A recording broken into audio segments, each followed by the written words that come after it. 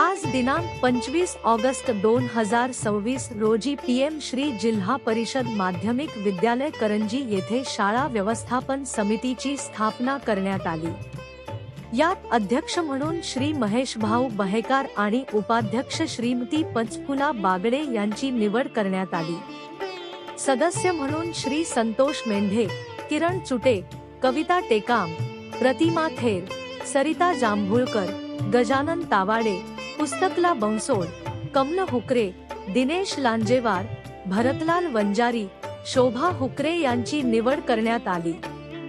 या प्रसंगी माजी शाळा व्यवस्थापन समितीचे अध्यक्ष श्री भरतराम भाऊ डोंगळे यांनी नवीन समितीचे अभिनंदन केले, तसेच शाळेचे मुख्याध्यापक श्री मेश्राम सर यांनी सुद्धा नवीन समितीचे अभिनंदन केले। तसेच या कार्यक्रमात करंजी ग्रामपंचायतीचे सरपंच श्रीमती दीपलताताई मेश्राम आणि उपसरपंच श्री योगराजजी फुंडे हे प्रामुख्याने उपस्थित होते।